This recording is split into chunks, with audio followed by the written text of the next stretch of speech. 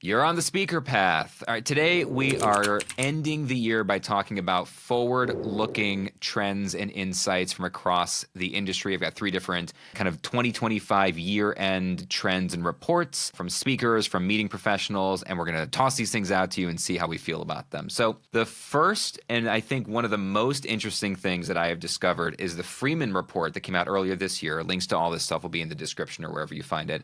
The Freeman report came out earlier this year that 78% of conference organizers think attendees experience a peak moment during the conference. So event planners, almost 80% of them think that attendees experience a peak moment. Only 40% of attendees report experiencing a peak moment. So there's a huge split between what event organizers think is happening and what attendees are experiencing. I can dig into this a little bit more, but before I do, let me just toss that over to you. How do you feel about that? I thought that the peak moment would be happy hour, but perhaps that's not what organizers had in mind. I'm surprised only 40% of people had a peak moment from an event. I was hoping that at least they found something to hang their excitement onto. But perhaps they actually understood the question, unlike me. I wonder if the gap comes from some of the feedback that event organizers receive. The little survey that gets sent out at the end. What did you think of our event? Where everybody says, yeah, great, wonderful, loved it. Let's come again next year. And then when they actually go home and a couple of weeks pass, they think back at the event and they aren't so sure what happened when things settle. So that may be some of it. All right, so let me add on to some of this to flesh it out. So what do you think event organizers think peak moments or peak experiences are? What do you think event planners think is happening? I'm guessing they're thinking of at least one thing in an event that sort of, I'm not sure if blew your mind is the right way to express it, but it's like you took one thing from the event. Like one thing happened in that event that was like, wow, that thing I absolutely loved. Now, I don't know if they think of this as learning from the speakers or that applies to any experience within an event. I'm not sure how narrow they are in their definition of that. Joe, what do you think event planners think peak events are? I think they have some benchmarks that they look for, right? So obviously the standing ovation is something that any event planner would love to see. Knowing some event planners personally, I also think they look for speakers saying something that the event planner would like them to say on stage. And that makes them feel good. And then they think that everybody in the room had the same reaction. This happens for usually not for massive events, but for conferences up to a couple of thousand people where the event organizer is also a curator, maybe. They have an industry take, right? They have a perspective on the content, not just the logistics of the event. I think it's that kind of thing is important to the event organizer. So then they relate to the content and they think, yes, great. They said that really smart thing. They said that interesting bit of, statistics or whatever. And they think, yeah, that was it. But that may not be it for the audience, right? Yeah. Okay, so here you go. So the gap between organizers and attendees is stark. It's wild. All right. The top three categories that organizers think are peak moments. 25% of them think the keynote speeches are peak moments. So delivered by industry leaders, celebrities, inspirational, motivational speakers, these kind of people, right? 25% of them think keynote speakers are peak moments. 24%, so almost the same amount, think that the opening and closing celebrations, so Francisco, the signature, the cocktail hour, the opening gala, the closing gala, things like that, themed parties, dinners, concerts at the end, they think these are peak moments. And 23%, again, these are almost perfectly split, quarter. 23% think that unique or surprise elements, so unexpected experiences or activities, that are unique to the event location or theme. So the keynote speakers, opening and closing celebrations, and unique or surprising elements. These are the three things that event planners think are peak moments. And not a single one of those even topped the list for attendees. So here are what attendees say create peak moments for them. 41% say building vendor relationships. Building relationships with the vendors, Does with that the mean exhibitors. hooking up with the vendors in the back of the room? Absolutely. That's definitely a peak moment It's called for most networking, people. Francisco. That's called networking. I never did that. Relationship building. Never did that right. I always, shook hands and handed out. You just talk to business people. cards. I just talked to people. Should have been snogging. Missed opportunity. So building vendor relationships through new product and innovation discovery, technology demonstrations, hands-on product experiences. So talking to the people who have stuff to offer, and building those relationships. 20% of attendees say learning and development. So they do say that includes keynote speakers, but what they actually mean is gaining new perspectives. They're not actually saying the keynote speeches are the peak moments. They're saying gaining new perspectives are. And I think that is probably where we should be focusing this conversation. Right. I'll so just that say could real be a quick. Workshop, Yes, like or in a a small workshop. room. Yes, it even says Tangent that. to the conference. I mean, it's even says crazy that. to think that the whole keynote speech is a peak moment. That's a very optimistic way of thinking. Not to mention, okay, so but this is the conversation for speakers, right? Is that speakers get so, we talk about this all the time, they get so wrapped up in their own content and all the different things that they could say and all of the exciting things that they overwhelm audiences who then walk away not remembering a single thing that happened during the keynote. Whereas if attendees are saying, hey, a peak moment for us, where we give top marks on feedback forms is gaining a new perspective, it's like paradigm shift. One big idea from your speech that shifts the perspective for the attendees probably puts you at the top of the feedback forms. Wait, hold on. Are you suggesting that giving an audience the full complexity and nuance of a subject is not the way to teach them things? You are suggesting we should dumb it down and give them one simplistic idea with something actionable to do. Is that what you're suggesting? I am not suggesting that we should dumb it down, and I'm pretty sure I've never used that phrase in my career. So no, I am not suggesting we dumb it down. But we both know that's what it means, right? I think, though, laughing aside, that is why speakers, experts in particular, resist it, is because it feels like dumbing it down, and they don't want to, quote, dumb it down. They think, people are smart. I am smart. We should all. And it's like, yeah, people are smart and you are smart, but they're not smart in the same way that you're smart, and they're nowhere near the level of smart that you are about this topic. Or about the same thing. About the same thing. Exactly.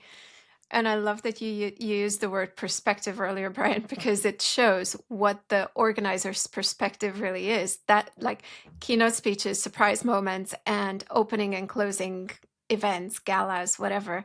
Those are the three things that they spend their energy on organizing the event, right? So, of course, they think that that's what's most important. And they would want those things to be the most important because then their efforts would be worth it. Yeah, so actually that's really interesting, right? Because this is a conversation that we have with clients a lot about the difference between the immediate audience and the ultimate audience. And that both your messaging, your marketing, but also your speech itself has to work for both. It has to work for the immediate audience, which are the event planners, the executives, the buyers, the people signing the check, the people running the event. So you have to have something that makes them happy. Your keynote obviously has to be fantastic in terms of what they're looking for. It has to be packed full of stuff as far as they're concerned. And if you can incorporate a unique or surprise element, like I get magic, but like there's lots of other ways to do it. You don't have to be a magician. If you have a unique or surprise element, the organizers will be happy. But if you also keep it simple enough and deliver one primary takeaway that shifts their perspective, you will probably also get top marks from the attendees on the feedback forms, which works for everybody. Like that was my biggest takeaway of this is like, let's make both groups happy. Yeah, so it's a bit like being a supermodel and a model mom and a career woman. And it's a bit the same for speakers, right? They have to do it all. Have to do it all. Okay, there it is. I wasn't sure what point was going to be made at the end of that, and based on Francisco's face, neither was he. I got it. You got there in the end. Yes. You have to do it all. Yeah, you need to make everyone happy, right? The critics on all levels as a speaker. All Francisco heard was he must now be a supermodel mom in particular. I mean, that's I've check. Next one, the model mom I might struggle with. Supermodel I can pretend. So all supermodels out there, if you want to start a keynote speaking career, you know where to find us. You know, when I had my latest professional pictures taken, I sent them to a whole bunch of people in my family and said, so I've changed careers. I'm now a Zara model. And a lot of them were like, wow, that's great. I think you really pull it off. And yet here you are. That's fantastic. So I'll cap this section with a couple of actual quotes directly from the respondents of this survey. So here's a few quotes from organizers. They define a peak moment. Here are their actual words. It's usually the gala event or the closing ceremony where people get to reflect on the past few days. In my experience attending events, the last thing I'm doing by the closing ceremony is reflecting. I'm overwhelmed with information, and I'm just like having conversations, maybe having a drink and going back to my room. Event planners say it's usually the opening session that is always well attended, or we always close with an experienced speaker, usually something emotionally moving, and that's the peak moment. That is true. Event planners tend to put experienced speakers, like formerly a magician, formerly a comedian, formerly a hypnotist, or someone with a deeply moving personal story. They tend to put it at the end. I don't know if that's the right place for it, but that's where event planners put it. So here are a few things that attendees define as a peak moment. Instead of sitting at the same table for the whole event, the organizer assigned each attendee a number and rotated tables and provided discussion topics. That was defined by someone as a peak moment. The ability to meet new people and talk about stuff that matters. An extrovert, no doubt.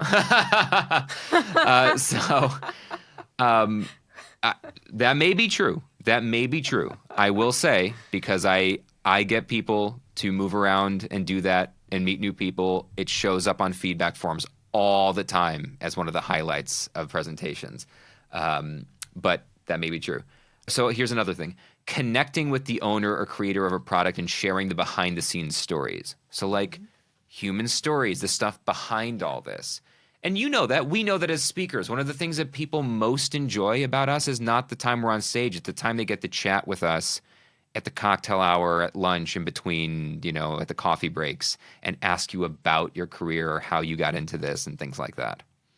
Okay, so that is the difference with peak experiences. Let's talk about the Skift Meetings Megatrends 2026 report. Again, link in the description. Over 50% of online content is now estimated as being AI generated, and where just a few years ago, in 2023, attendees had a favorable view of speakers using AI as in their presentations or to build their presentations. In 2025, across the board, attendees view it as entirely unprofessional. Those are the words, entirely unprofessional to deliver an AI-generated speech or any AI-generated content. Do we have anything to say about that? Yes. Yep. We agree. So I don't have a perfectly good explanation for that, but I shared with the two of you the other day something from Cory Doctorow, who is well known in sort of technology circles because he's the guy who came up with the term enshittification, which I think I can say because now it was the word of the year, I think, a year or two ago. It's in common language now. Yep. And my phone suggests it when I start typing ENS, enshittification comes up as a suggestion, which is the idea that everything gets worse, particularly technology and companies and the way they treat us and all of that. And he was talking about AI, and one of the things he was saying was just when you look at AI art, for example, there is a feeling of good craftsmanship, like it's technically well done, but it seems to be lacking something. And I don't know how true that is for every single bit of AI art, but I've never looked at a bit of AI art and thought, wow, this really blew my mind. I was like, well, it's cool you can do that fast. That's usually what I think. It's like, oh, you press some buttons and you got that. That seems impressive. But, that's about as far as it goes. So would you write a birthday card with ChatGPT? Would I you wouldn't. would you write your wedding speech with ChatGPT? Would you write, a letter to a friend with ChatGPT? If you wouldn't do any of these things, I wouldn't write a letter to a friend. Or a Christmas card. No use going faster at something There you you don't want to do. have Yes. But I mean, if the reason you wouldn't do it, the same reason you wouldn't do it for a friend or, an important moment in your life, the same reason applies to why you shouldn't do it for a keynote speech. It's not authentic. It's not your lived experience. It's not alive. The whole point about us getting together in a room and hearing someone speak is to have a lived experience. Otherwise, they could just email us the speech, right? Yeah, I have so much to say about this. Here's right from the report. AI free is emerging as a new authenticity credential, drawing parallels to labels like organic in food production or handcrafted in luxury goods. There's a movement for films to put an AI free stamp on projects. This reminds me of, there are bands over the years that have started putting no auto-tune was used on this album. Now, there's a lot of people who don't care about that at all, right? They don't care. They will swear up and down that Taylor Swift is singing for real. And you're like, yeah, she is, through auto-tune, right? Let's be really clear what we're talking about. And that's fine. You can like that. And I think some people don't care. But in the speaking industry, in the meeting and event space, I think what we're seeing is live events are being seen as the last bastion of true, authentic human connection. You can't fake a live experience. There's simply, at this moment, no way to fake having a live experience. And so there's no AI involved, AI-free stamp on live events. I think meeting even the people in the audience, the attendees, who would accept AI helping them write a tricky email to a colleague, will not accept a speaker who's clearly delivering lines that were written by ChatGPT. Well, first of all, you say that there is no way to fake a live experience. That's because you've never seen me play with my children. I'm just going to put that out there. Your kids are going to need so much therapy, man. Oh, my God. May they never find us on the internet. They have a Brian, lot. you and I. Yeah. Sorry, go ahead. So that's the first point. The second point is, I think, going back to the music analogy, I think, and I don't know exactly how this looks with AI, but you're talking about autotune, and one of my favorite artists is Bon Iver, right? And Bon Iver uses a ton of autotune in his songs, but very clearly he's altering his voice to make it sound in a way that you just couldn't make it sound just being human. He uses it as an instrument. As an instrument, as an effect. And Yes. I've just spent sort of obsessed with a band called Foxing over the last few weeks. And one of the things they do, they have this weird tool. I don't even know what it's called when they play. And sometimes they would do is to put things in a loop, right? They'll sing a bit and then they'll put something on a loop that keeps repeating throughout the song. Now, I've seen them do it just there and then. If they had just come out and had the thing playing from a recording, I would have thought, wow, that's a bit naff. But I've just heard them record it live, Yes. and now I can see why they're doing it, to add an element that they just couldn't do live normally.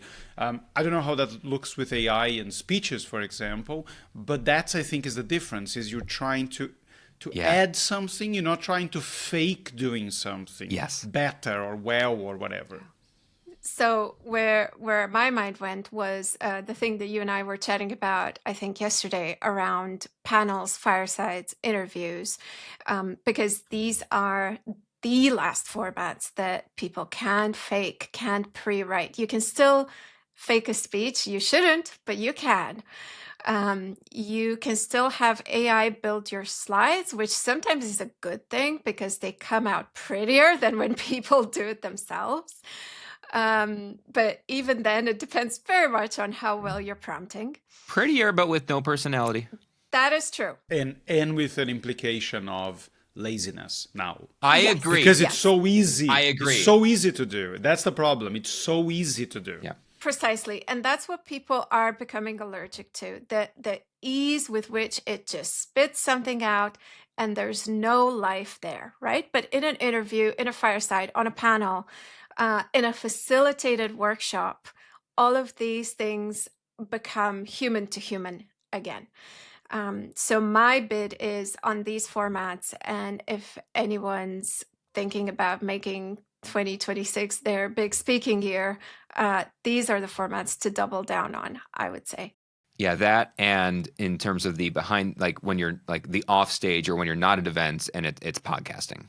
And podcasting has become this tremendously authentic medium, especially long form interview style podcasting. It completely transformed the previous election in America, and you can almost always track the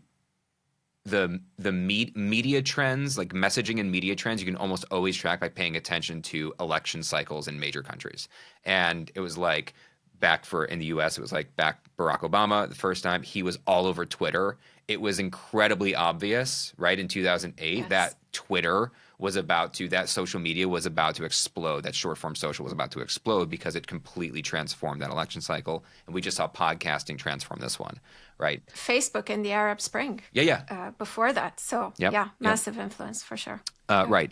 And I'm going to just close the loop on the looping conversation that Francisco started about watching musicians do looping, which is exactly what you said, which is if I had simply heard that as a backing track, it would have been like, well, that sounded fine. Like, that was fine. Like, they sing fine. Like, whatever. But watching them created in real time, it's something that people love about Ed Sheeran. It's very exciting to see somebody do that.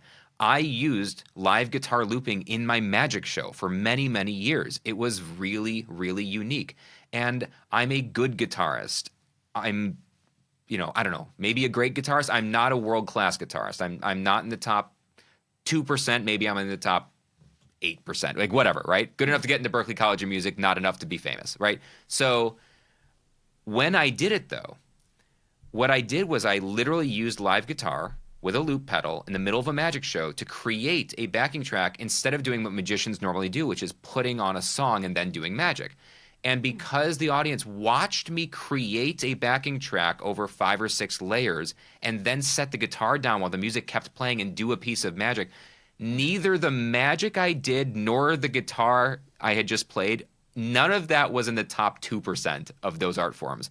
But the authenticity and the realness of it was just this incredible experience where people would come up after and just go, God, that was just unbelievable. It really, the authenticity of it elevated the actual craft of it. I'm sure everything you just said is right, but my brain is still stuck on you having said that Sheeran and exciting in the same sentence. Have you seen Ed Sheeran live? Have you seen him live? To be fair, I just Go tried watch listening him to live, him and then I choked on syrup.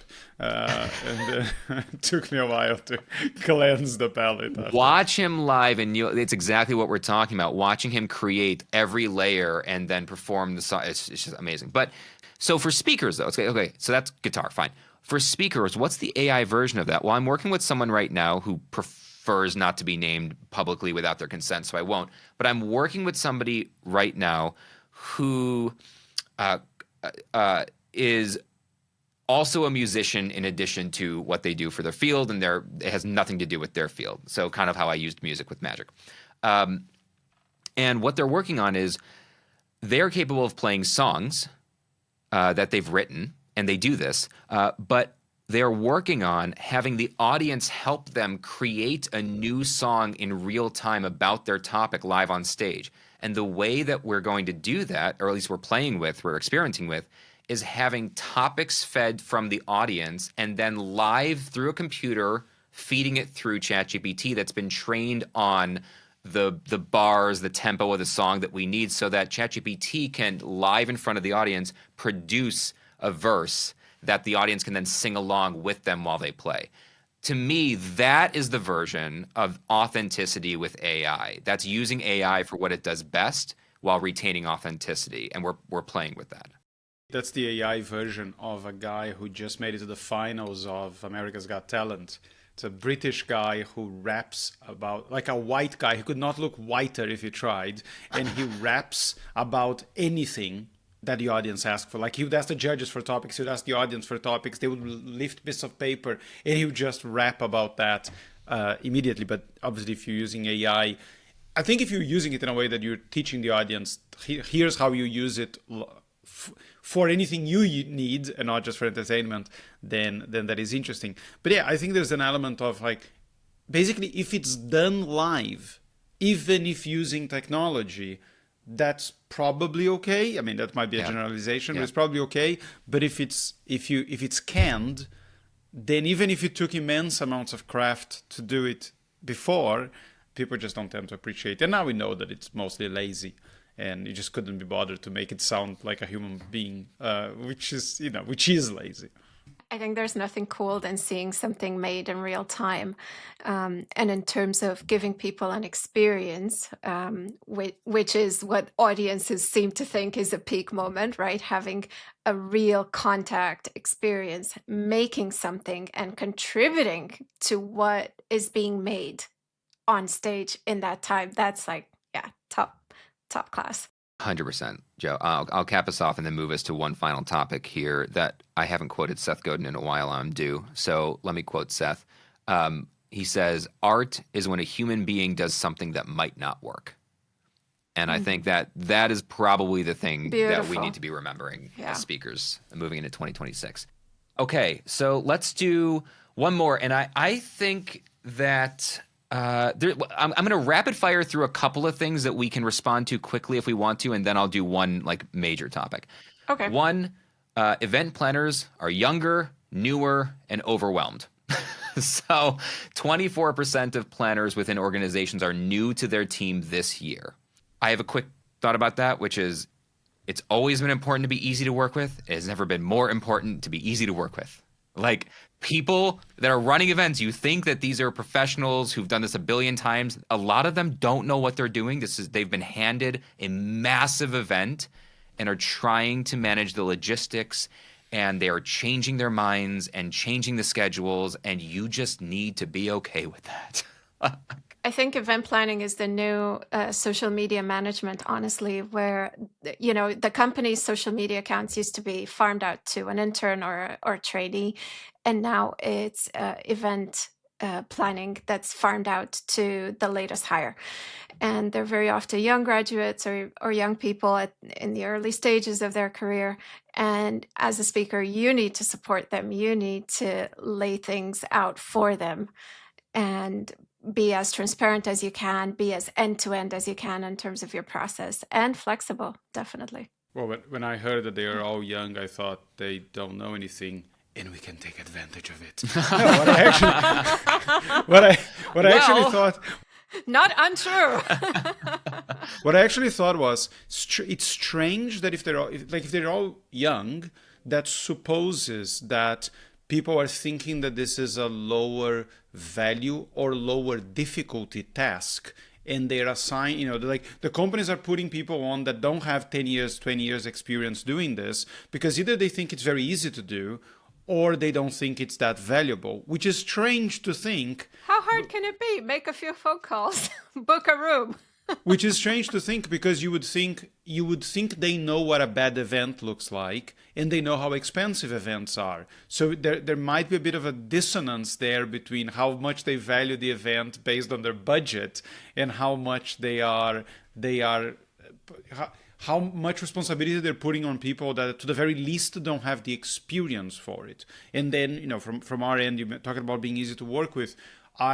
Thinking about TEDx organizers, for example, it opens a door for us not to take advantage of them, but to come in and say, listen, in other events, this is what I found to have worked really well.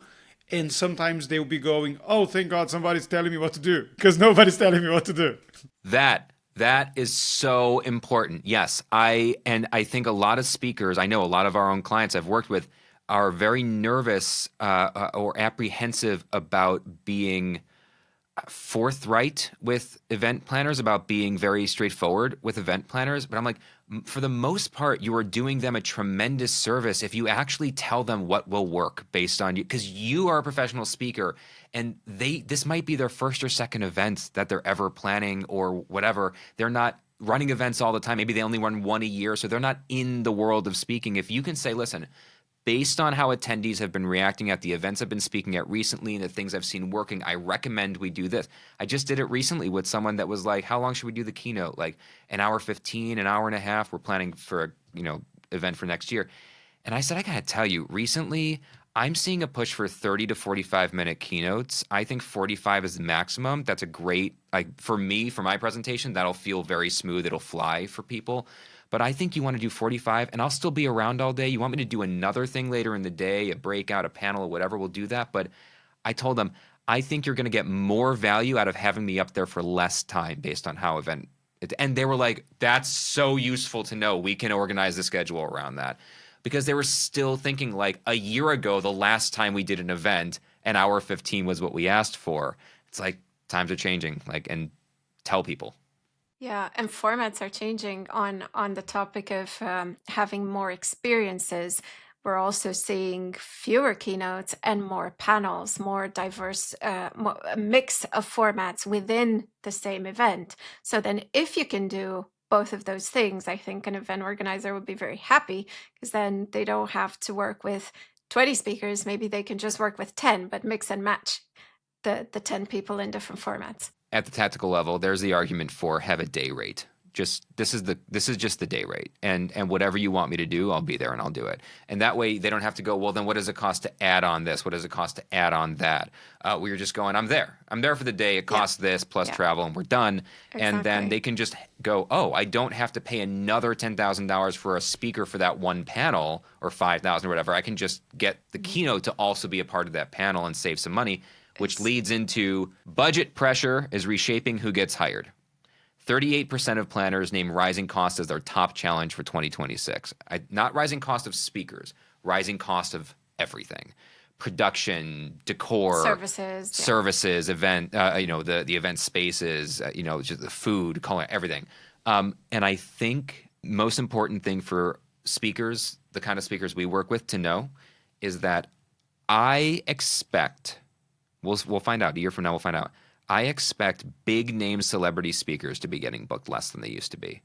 I think people are going to stop being willing to spend $50, $70, $100,000 on someone that just has a big name, the Gary V's of the world. And they're going to say, that's not a good use of our money anymore.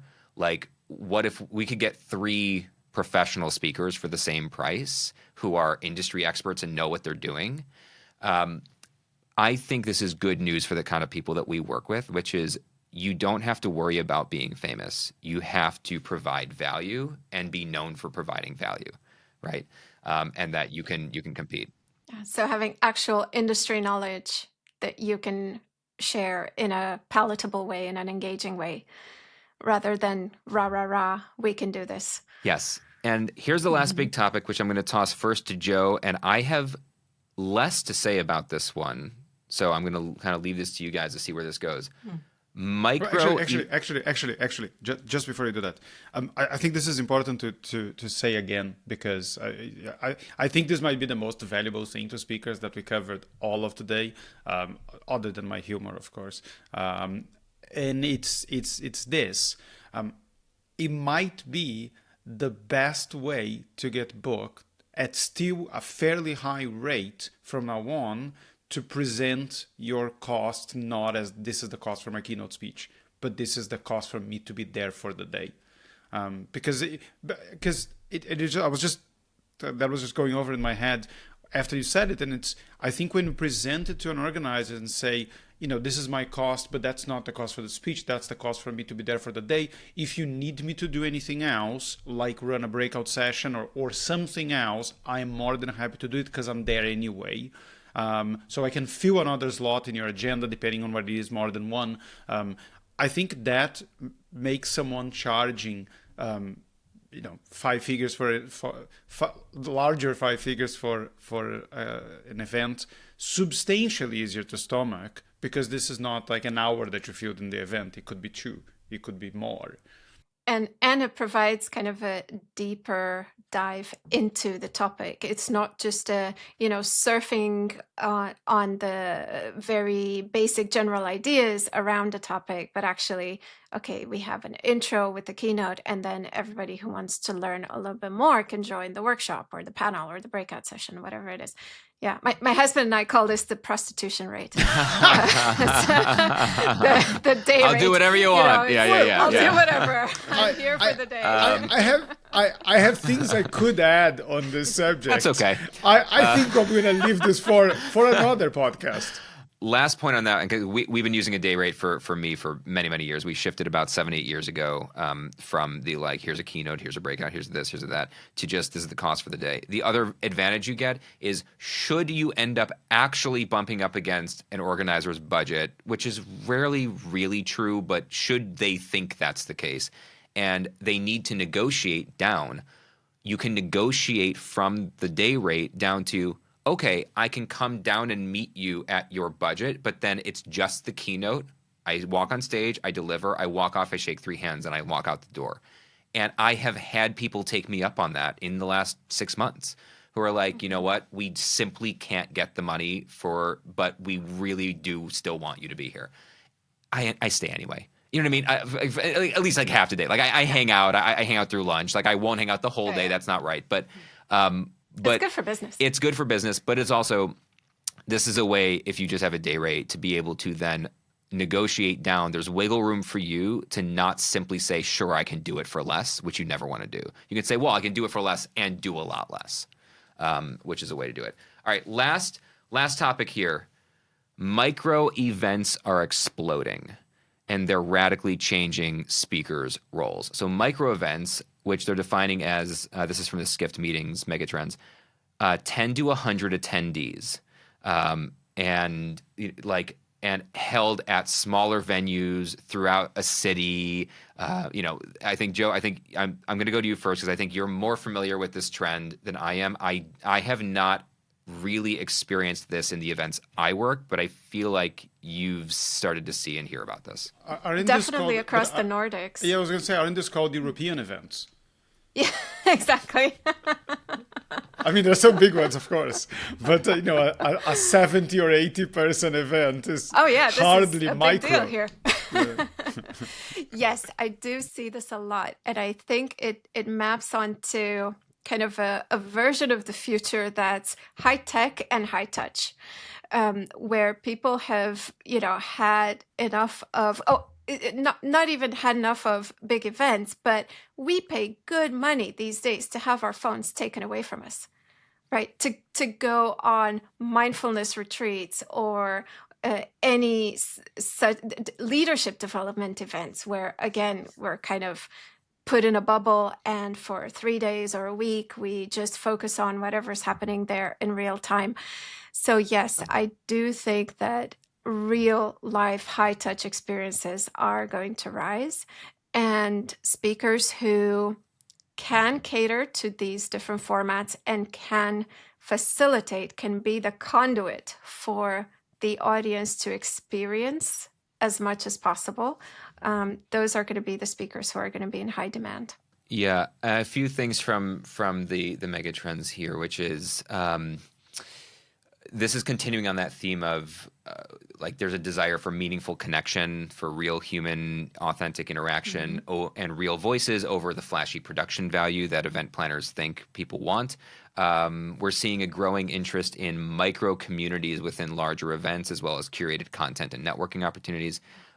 Event planners are reporting that micro events are even harder to plan than mega events because there's no follow the crowd journey. You actually have to be very intentional about what you're doing because there's just not enough people and not enough things to do. At a mega event, there's just so much going on. You could just kind of wander around and bump into things. But if there's only 40 people at a brewery or something like that for a few hours, they have to know what they're supposed to be doing at all times. Well, if there's Yeah. only 40 people there and someone says, well, this sucks, everybody hears it. If it's a mega event, No kidding. it's lost Yeah. in the hubbub. Yes. And everybody knows everybody. That's the thing. Yeah. Like with, 50, 100 people in a room, you can very easily end up talking to most of them over the course of an evening, and how that conversation is curated. And I love what you said earlier about providing conversation topics at the tables, right? So you need to kind of steer the experience for the people that are attending, and that's one way to do it. Then hiring a speaker who's good at that is another way to do it, right? Having these multiple touch points and multiple media to cater to extroverts, introverts, everyone else in between, in the same way. Yeah. So what are our big overview top level takeaways here from kind of what we just looked at today? Well, the first one is I'm concerned about how much they like the word mega. Because every time they say that, I think of either mega drive or megazord. The mega trend of micro events. I find it The difficult. Megazord. I Power find it Rangers difficult to think throwback. of anything super serious with mega in front of it. This is a mega trend. Mega Man. Mega Man, yes. It's just, like it's not serious. I can never do it with a straight face. Not that there are many All I things can think do of with a is straight face. is Milo like at the bus stop just going like, "Daddy, watch me! I'm gonna do a mega jump!" Like that kind of a thing. Exactly. Like, yeah. Exactly. So what are our big takeaways? So yeah, I think one of the things that seem to be a bit of a through line is, well, when organizers don't necessarily know exactly what people want, there's a dissonance there between what they think makes for a good event and what people want, and small is better. We'll let that hang in awkward silence for a minute. It won't hang, because, No, I wasn't. I actually didn't mean it as a joke. I actually meant that, the smaller events, fewer activities or things happening, fewer things in the agenda. It's less about let's throw a million things at the wall and give people a chance to be bowled over by all that we offer them, and more, well, you actually got to pick a little better. Yeah. What's your takeaway, Joe? For a bit longer. Maybe you're not spending a whole day browsing 2 hours on one or two. And then this thing we were saying earlier about having a conversation topic through the different formats that speakers could approach it in. And then finally, of AI crutches, use them intelligently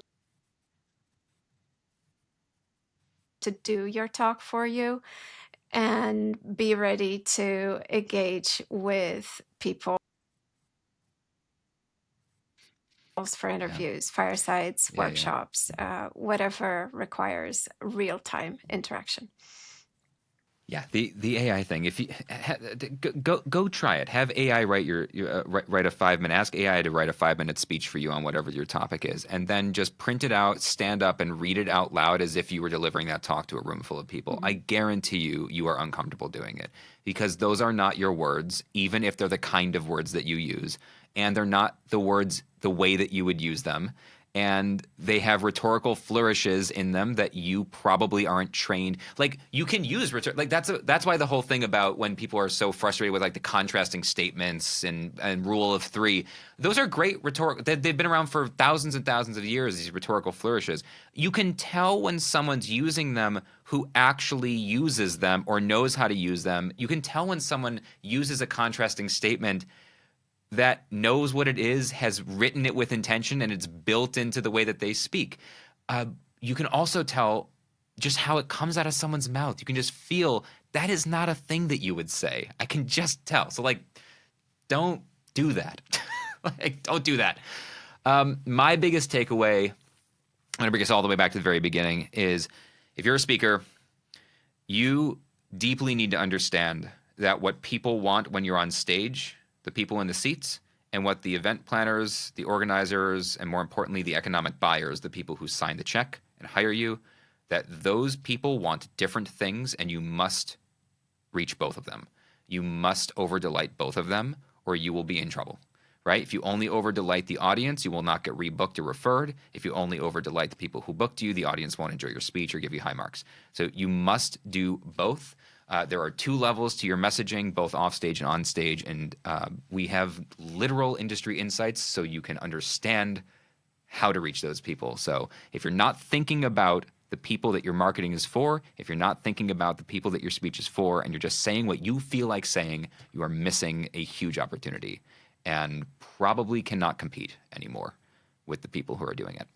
So, all right. It's been a crazy year. This has been fun. Happy New Year, Francisco, Joe. Happy New Year. And cheers to 25. Happy New Year. Yes, cheers to 25, and we will see you on the Speaker Path in 2026.